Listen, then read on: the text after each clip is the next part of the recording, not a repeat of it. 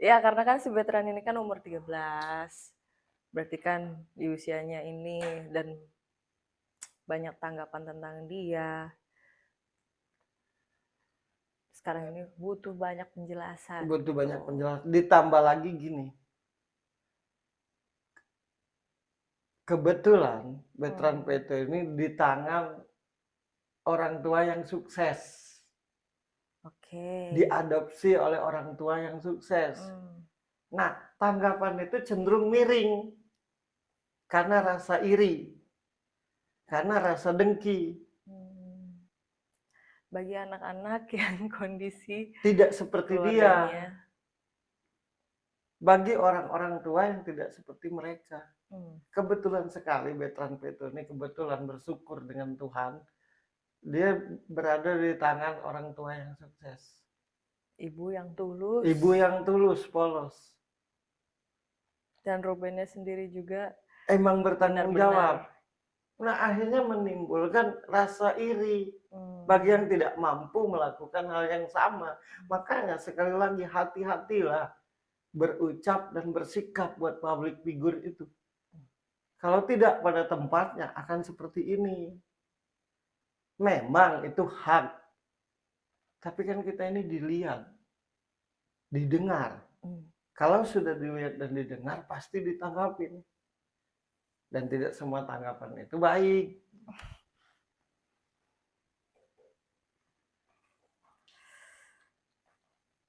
Kejanggalan bagi yang menonton kedekatan Sarwenda dengan veteran Peto, sekali lagi karena status saja. Menurutku ya. Coba kalau anak kandung dengan ibu kandung, nggak akan ada yang nanggapin kayak gini. Makanya bukan usil ya, buat Sarwenda, buat veteran Peto atau Ruben Onsu sekalipun berhati-hati gitu. Ketika menunjukkan hal-hal yang menurut dia baik, karena dia di posisi orang-orang yang sukses. Dan veteran Peto itu orang-orang yang veteran Peto itu anak yang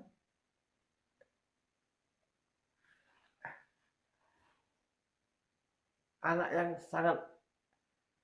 yang punya jalan baik dalam hidup dengan bertemu dengan Ruben Onsu dan istrinya. Kalau wajahku ini ya senang-senang aja ngeliat mereka. Lo juga menurutku.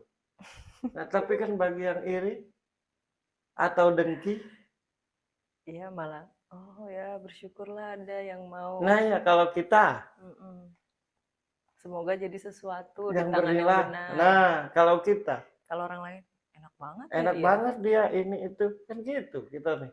Aku udah susah-susah. Nah ya, jadi berhati-hati buat public figure tuh hati-hati kalian tuh contoh. Terutama ketika menceritakan tentang keluarga.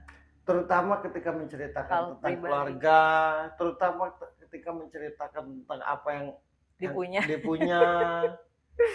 Karena banyak orang yang susah di luar sana. Kalau orang-orang yang tahu di dunia hiburan bagaimana ya pasti mikirnya biasa saja. Biasa saja. Memperlihatkan apa yang dimiliki gitu. Tapi lebih banyaknya orang yang tidak mengerti. Iya. Sekali lagi biar ngerti. Yang sejujurnya tuh aku malu menjelaskan ini. Pribadi yang patut dicontoh, itulah disebut public figure. Pribadi terkenal yang patut dicontoh. Nah itulah public figure.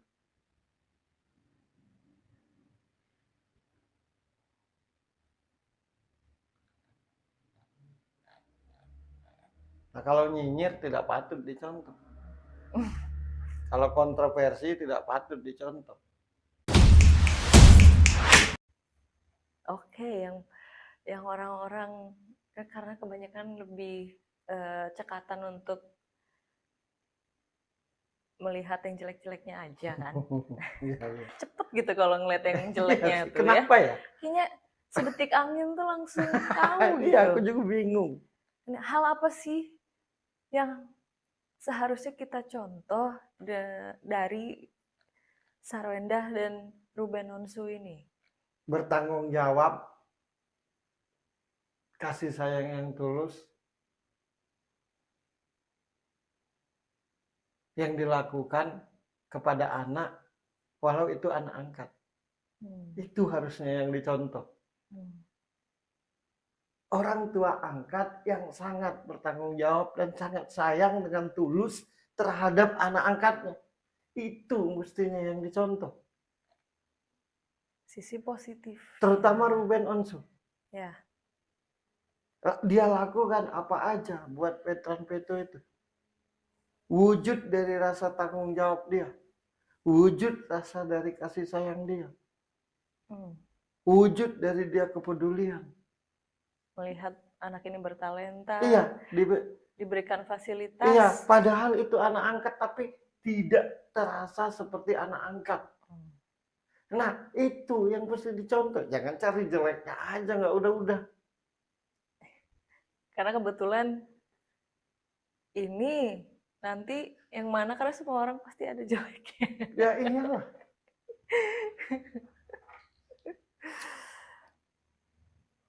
Ya, gue dengar penjelasan dari Sarwendah itu di podcastnya Melanie Ricardo kan. Itu 3 tahun lalu waktu awal-awal mereka mau mengadopsi veteran ini. Jadi Ruben yang memang pertama kali memiliki keinginan itu. Dan Sarwendah ini nggak ada pertanyaan gitu. Karena sangat-sangat mengerti kalau Ruben udah iya, pasti itu hal yang sudah matang dipikirkan. Iya. Dan diterima dengan tulus. Sedangkan banyak orang tua yang punya anak kandung tidak bisa setulus ini. Iya. Kita ini kan dalam melihat itu pasti dua. Ya. Hal baik dan hal buruk. Ya. Coba ambil hal baik. Kenapa kita nih kayaknya punya kesukaan yang aman luar biasa untuk mencari jeleknya orang. Nggak ngerti aku. Makan apa tiap harinya. Kenapa lebih semangat untuk mengolok-olok gitu daripada mengolok-olok, mencemooh, menilai. Tapi setiap hari bilang butuh orang baik.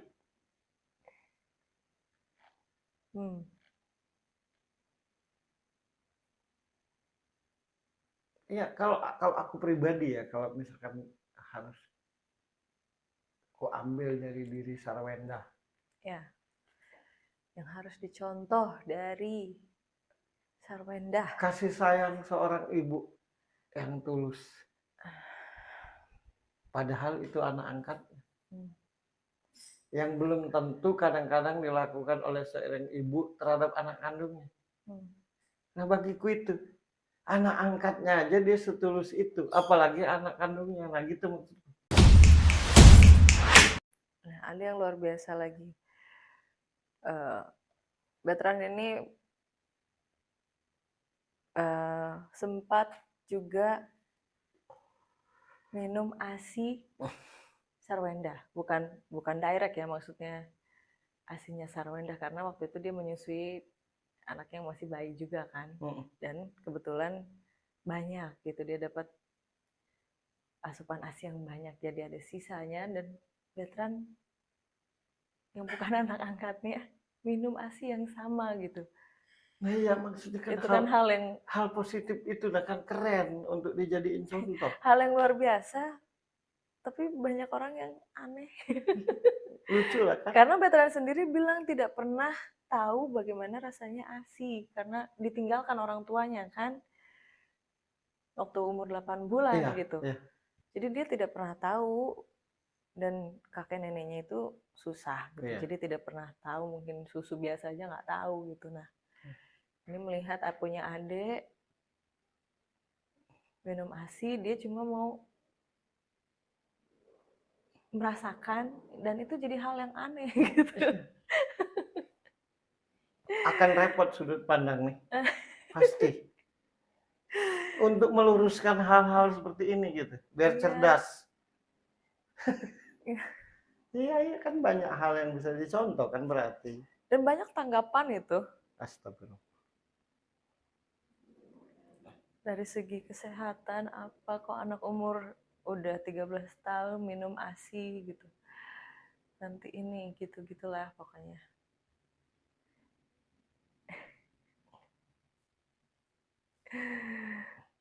Padahal Sarwendahnya ini ya polos-polos aja, ya ampun kasihan ya anak gua nih yang gua angkat tidak pernah tahu gitu kan.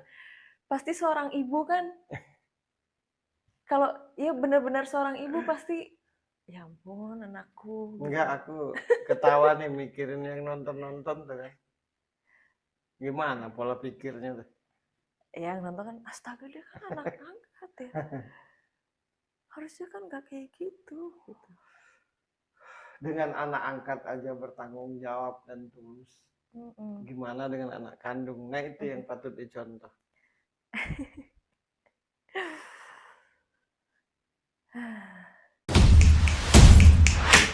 Pokoknya tanpa sadar budaya kita di sekarang ini, walau tidak semuanya,